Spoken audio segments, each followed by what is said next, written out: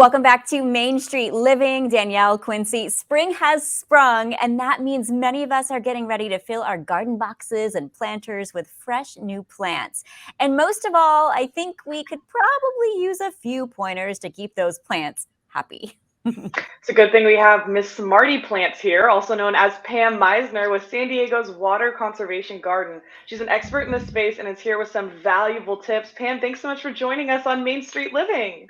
Well, thanks for having us. And you used that word expert. I don't know about that, but I'll try and give you my best. Well, we know you're Miss Smarty Plants, so we know you are a wealth of knowledge. And it is finally spring. Spring has sprung, and we're anxious to get our yards, our patios, our gardens planted for the new season. I just have a little patio myself, so I'll have to work with something small. But what are some tips to keep in mind as we get ready for spring planting? Isn't spring this wonderful time? It's all about newness and rebirth and all of these beautiful colors coming about. I would say the best tip I can give anybody about anything before you start to plant is to have a plan. Have a plan. Know what it is that you want to do. Do you want to plant vegetables? Do you want to plant flowers? What is it that you want to achieve? And then once you get your idea in mind and your containers, you're going to start getting all of those containers ready for the planting. And soil is the most important thing ever. Your soil. That is what is going to make or break all those wonderful tomatoes that you planted, or those beautiful flowers, or all the bulbs to come up. It has to have really good soil. And one of the best ways is to add compost to your soil. It's an organic matter. Add compost, worm castings, even some things from your kitchen, your eggshells, your coffee grounds, your banana peels. All of those things go into making soil, and that soil then decomposes and just makes your plants and feeds them. It's wonderful. Wow. So you're saying we have to put the plan in plants before we start? Put the plan in plants. Okay. Put the plan in plants. Well, I have to say, Pam, digging the earrings. Love how you got the earrings dangling there. Now, you were talking about planting, right? Okay, so planting strategies are going to be a little bit different depending on where you are in the country. But what are some of the suggestions for soil preparations that you could help with plants no matter where you are?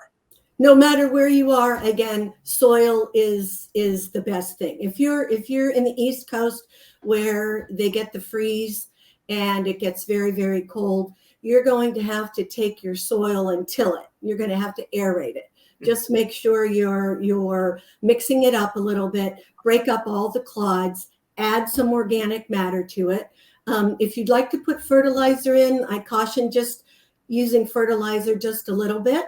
You want to use mainly your raw soil and just add nutrients to it. Back east, that we don't really have to worry about the water use, but out here in southern San Diego, even though we've had the wettest season that I can remember, come this summer when we have elongated periods of over 100-degree weather, we're going to be wishing that we saved some water. So try and use some native plants if you can, because they are naturally adapted to the climate that you're in. That's what I was going to ask you about, is for people who don't know what a native plant is or what the advantages are of choosing native plants in your area, because like you said, you're in San Diego, everything can grow there. Yeah. Well, and we like to, people love to have this tropical look that like we live in Hawaii. But we don't get all of that rain. But you can get that look by using the proper plants, and plants that are native to your climate. Now, not all native plants are drought tolerant, and mostly a plant becomes drought tolerant once it's established. So the very first time that you plant a plant, that's when you're going to give it the most water, the most nurturing that it needs, and then it can become and adapt to the climate around here. But not everybody, wants to have succulents or things like that. And that doesn't mean that you have to. There are beautiful, beautiful flowers that are native to San Diego that look beautiful. Okay. All right, so now I'm a little bit confused. Okay, so help me out there, Pam. You were saying earlier about probably not either using fertilizer a lot or using just a little bit, but what do you recommend for feeding the new spring plants? Is it better to buy fertilizer from a nursery, or are there other ways to make it ourselves? Fertilizer is great because there are some plants that need certain nutrients like Okay. nitrogen or phosphorus or potassium and things like that. And there are certain plants that have more of that in them. So you can buy a fertilizer then that has those extra ingredients in it. But really the main thing for you to add to your soil is something organic and natural such as compost. It's natural. It has all of the nutrients in it that your plants will need. It can process it very easily. When you're planting in your yard and you have all of this native soil and you give it a lot of, let's say, vitamins, you give it a lot of vitamins. For a while, you're going to feel that vitamin power, right? Boom. Well, Yeah. then after that goes away, what do you got, right? So you Right. just want to make sure your natural soil is as healthy and as robust as it can be. Okay. I know you talked about conserving water in certain parts of the country, especially where we are in California. The Water Conservation Garden in San Diego County, where you work, has been helping people have beautiful, drought tolerant outdoor spaces for 30 years. So, what can you tell us about the garden and some of the programs that you offer? Oh, the garden, it is this magical place. And if you haven't ever been, you got to come. It is not only this wonderful garden that you can walk through and learn. It's a learning center.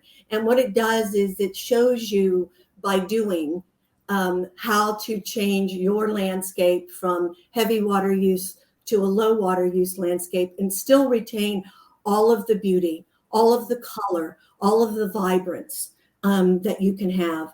It shows you ways to save water. We have many areas in the garden where we teach you how to capture water off of your roof. We teach you how to prune correctly. We are a hands-on garden, so most of our workshops and classes that we hold here, you're actually out in the garden doing. So if it's a trimming class, you're actually holding pruners. We teach you how to make swales and berms and water capturing foundations in your soil. We teach you how to make tamales if that's what you'd like. Nice. This is a great place, right? Yeah. We teach you to cook with the beautiful vegetables and things like that you can grow here in your garden. And it's also a place for your soul. It's a place to just come and be. We do a lot of I'm yoga. sold. Yeah. Yeah. Yay! Pam, let the viewers know how they can find you guys. We can be found at thegarden.org, O-R-G. The Pretty garden. easy, thegarden.org. And we have a lot of things to offer. We do field trips. We have school classes here for the Miss Smarty Plants program. We do craft classes. We do we do a yoga sleepover. It's just this wonderful place where you can come and restore every little inch of you. There you go. I like that. Restore every little inch of you. Thank you very much for restoring us. And now we know we have to plan to plan. Thank you so much again, Pam, for stopping by. You bet. It's been my pleasure. And come visit us. You got Bye, Miss Smarty Plants. it. All right, guys. Well, up next, whether we come out and visit or not, that just reminds me of Cheryl. And she's up next because she's talking about climate change. Ooh, stay around.